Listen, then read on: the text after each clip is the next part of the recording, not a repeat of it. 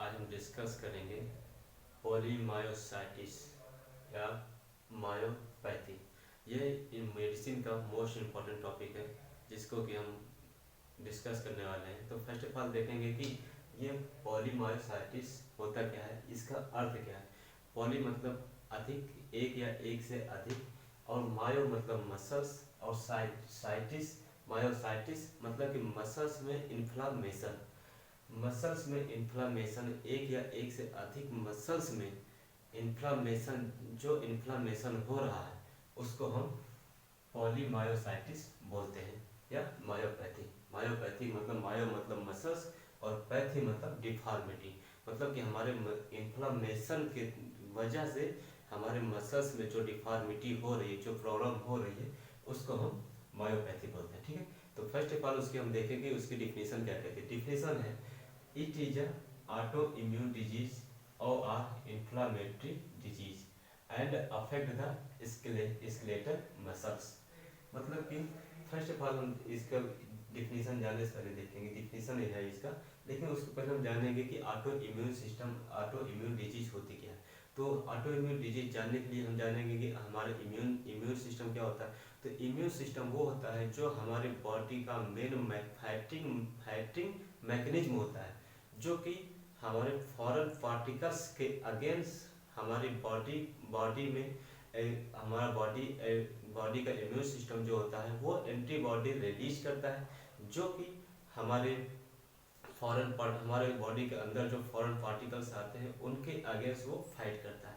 लेकिन कभी कभी क्या होता है कि हमारे बॉडी का इम्यून सिस्टम जो है वो हमारे बॉडी के किसी पार्ट को फॉरेन पार्टिकल समझ लेता है, जिसकी जो कि उसके हम इम्यून सिस्टम उसके अगेंस्ट हमारे बॉडी पार्ट के अगेंस्ट एंटीबॉडी रिलीज करता है, जिसकी वजह से हमारे बॉडी में डिजीज एराइज होना स्टार्ट हो जाता है। उसको हम बोलते हैं ऑटो इम्यून सिस्टम या ऑटो इम्यून डिजीज। उसकी वजह जो डिजीज हो रही है उसको ऑटो इम्यून डिजीज बोलते हैं। और इन्फ्लामेटरी डिजीज मतलब कि इन्फ्लामेटरी इन्फ्लामेशन से जो हमारे मसल्स में जो इन्फ्लामेशन हो रहा है, इन्फ्लामेशन की वजह से जो डिजीज हो रही है इन्फ्लामेटरी डिजीज, और अफेक्ट द स्केलेटल मसल्स। मतलब कि ये पॉलीमायोसाइटिस जो होता है ये अफेक्ट करता है हमारे स्केलेटल मसल। अब बात आती है स्केलेटल मसल्स क्या है। स्केलेटल मसल्स ये होती है जो कि हमारे स्केलेटल सिस्टम, हमारे बोन से जो मसल्स अटैच हो रही है, बोन से जो मसल्स अटैच हो रही है जिसको हम वॉलेंट्री मसल्स, वॉलेंट्री मसल्स कौन सी होती है, जो मसल्स हमारे फुल्ली कंट्रोल में हो उसको हम वॉलेंट्री मसल्स बोलते हैं। और उस वॉलेंट्री मसल्स को स्केलेटल मसल्स जो है उसमें ये आके अफेक्ट कर रहा है। ठीक है, अब उसके बाद देखते हैं ये इसका है, ये डिफिनेशन है। अब उसके बाद देखते हैं कि उसका दूसरा पॉइंट क्या कहता है कि onset associated with the other immune disease such as SLE, sclerosis and Sjogren syndrome. ठीक, अब onset associated with the other immune disease मतलब कि ये जो अदर इम्यून डिजीज जैसे कि हमारे एसएलई हो गया और स्क्लेरोसिस हो गया, सर्जन सिंड्रोम हो गया, इसी तरह जैसे ये ऑटो इम्यून डिजीज है उसी तरह से ये भी एक पॉलीमायोसाइटिस, ये भी एक ऑटो इम्यून डिजीज है। अब बात आती है ये मान लीजिए हमारे स्केलेटल मसल्स पे अफेक्ट तो कर रहा है, लेकिन कहाँ पे अफेक्ट कर रहा है, तो टाइपली सिस्टमेटिक प्रॉक्सिमल वीकनेस। ये जो प्रॉक्सिमल वीकनेस का मतलब ये है कि हमारे जो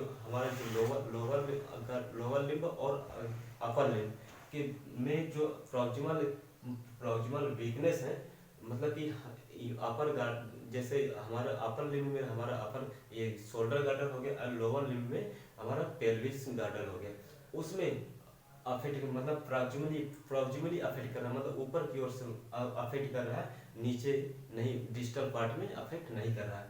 और usually affect the lower limb than the upper limb. ये मैक्सिमम ये डिजीज जो पॉलीमायोसाइटिस जो डिजीज जो होती है वो मैक्सिमम हमारे लोअर लिम्ब को अफेक्ट करती है कंपेयर द अपर लिम्ब।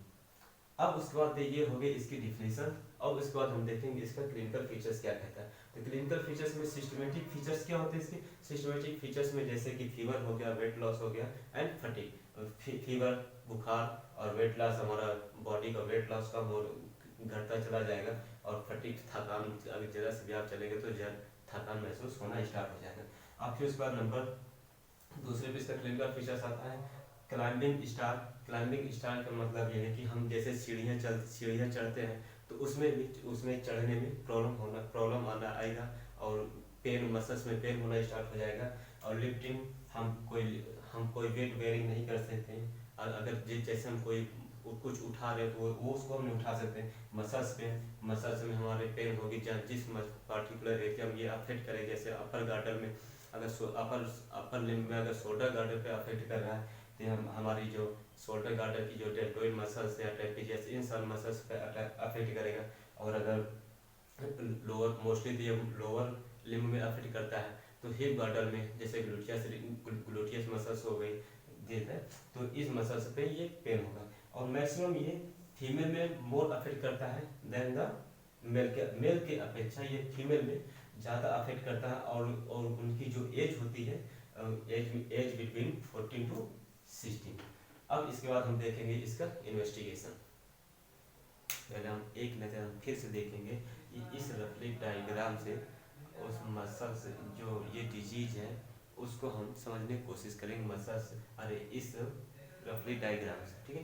तो अभी डिफिनेशन में क्या बताया गया था, मैंने बताया था कि ये मोस्टली लोअर लिम्ब को अफेक्ट करता है। लोअर लिम्ब में कहाँ प्रॉक्सिमल मसल्स का मतलब ये जो हमारा लोअर लिम्ब यहाँ से जहाँ से ये लोअर लिम्ब स्टार्ट हो रहा है, लोअर लिम्ब में ये हमारा जो होता है पेल्विक गर्डल होता है, जो पेल्विस रीजन होता है उसको हम पेल्विक गर्डल बोलते हैं। और इस पेल्विक गर्डल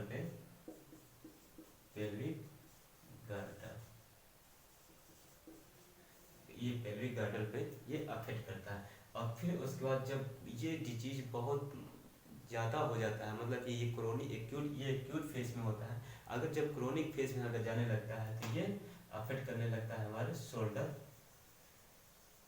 गार्डर को, शोल्डर रीजन जो है इसको शोल्डर गार्डर पर अफेक्ट करने लगता है। तो ये शोल्डर गार्डर, ठीक है, तो ये अफेक्ट करने लगता है। तो इस मसल्स में अब लेट अस सपोज अगर यहाँ पे अगर शोल्डर गार्डर पे अगर अफेक्ट कर दिए तो हमारा जो कोई भी हम वेट बेयरिंग करेंगे, अगर कुछ भी करेंगे प्रॉब्लम हो तो हमारे मसल्स में पेन होना स्टार्ट हो जाएगा। और सीढ़ियाँ चलना और जैसे पैदल चलना तो वगैरह, तो इस वजह से इसमें मसल्स में जब इन्फ्लामेशन है तो मसल्स में पेन होना स्टार्ट हो जाएगा। अब उसके बाद हम देखेंगे इन्वेस्टिगेशन में हम क्या क्या इन्वेस्टिगेशन कराएंगे, तो वन बाय वन इसका हम डिस्कस करेंगे। तो मसल्स बायोप्सी वो टेस्ट हो, मसल्स बायोप्सी टेस्ट कराएंगे, इन्वेस्टिगेशन कराएंगे, इसलिए करवाएंगे मसल्स बायोप्सी टेस्ट। इस मसल्स बायोप्सी टेस्ट में ये पता चल जाएगा कि हमारी मसल्स जो है कितनी मसल्स के कितने फाइबर्स इन्वॉल्व हैं। और फिर उसके बाद हम करवाएंगे EMG मतलब इलेक्ट्रोमायोग्राफी से ये पता चल जाएगा कि हमारे मसल्स के जो अफेक्ट मसल्स जो हैं उसमें उनका जो इन्फ्लामेटरी जो है इन्फ्लामेटरी जो मसल्स है, इन्फ्लामेटरी मसल्स कितनी इन्वॉल्व है, इन्फ्लामेटरी मसल्स मतलब कितनी इन्फ्लामेटरी मसल्स उसमें इन्वॉल्व है। और सी के टेस्ट क्या होता है, कैरिन और कैरिन काइनेस टेस्ट होता है। इस कैरिन काइनेस टेस्ट करवाएंगे। और उसके बाद हम कैरिन टेस्ट कराने के इस जो होता है ये हमारे ये थोरैक्स रीजन और इन सब रीजन में होता है MRI टेस्ट जो होता है ये टेस्ट इसलिए करवाते हैं ताकि उसमें जो मसल्स में जो इन्फ्लामेशन हुआ है, मतलब कि उस मसल्स को उस डिजीज को कंफर्म करने के लिए, मतलब ये पॉलीमायोसाइटिस डिजीज उस पेशेंट में है कि नहीं, उस डिजीज को कंफर्म करने के लिए हम MRI टेस्ट करवाते हैं। और उसके बाद मेमोग्राफी टेस्ट क्या होता है, मेमोग्राफी टेस्ट स्पेशली वोमेन के लिए होता है और ऐसी वोमेन जो कि प्रेग्नेंट होती हैं, ठीक है। तो ये प्रेग्नेंट लेडी के लिए mammography test specially mammography test pregnant lady के लिए होता है। अब उसके बाद हम देखेंगे इसका मैनेजमेंट में ड्रग्स में कौन कौन सी ड्रग्स आती है। तो first of all most common drugs जो होती है उसको ओरली जो दिया जाता है ये कॉर्टिकोस्टेरॉइड ड्रग्स होती है। कॉर्टिकोस्टेरॉइड ड्रग्स जो होती है अगर इस ड्रग्स को दे इस ड्रग्स में अगर दे रहे हैं, इसका हाई डोज अगर दे रहे हैं, अगर पेशेंट रिस्पॉन्स कर रहा है, अगर पेशेंट रिस्पॉन्स कर रहा है तो उसका एवरी मंथ पर मंथ उसको हम 25% ड्रग्स हम रिड्यूस करेंगे। 25% drugs reduce per month. 25% drugs जो होती है वो हम रिड्यूस करेंगे अगर पेशेंट कॉर्टिकोस्टेरॉइड पे रिस्पॉन्स कर रहा है तो। यदि इस ड्रग्स पे अगर रिस्पॉन्स नहीं कर रहा है तो उसको हम अदर इम्यूनो सप्रेशन देंगे। Other immuno suppression drugs.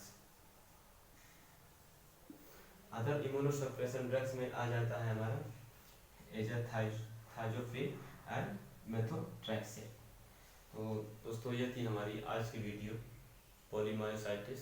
अगर वीडियो अच्छी लगे तो प्लीज़ लाइक करिएगा, कमेंट करिएगा और चैनल सब्सक्राइब करिएगा। और जो ना समझ में आया हो मुझे प्लीज़ कमेंट बॉक्स में कमेंट करके बताइएगा, हम और इम्प्रूव करने की कोशिश करेंगे।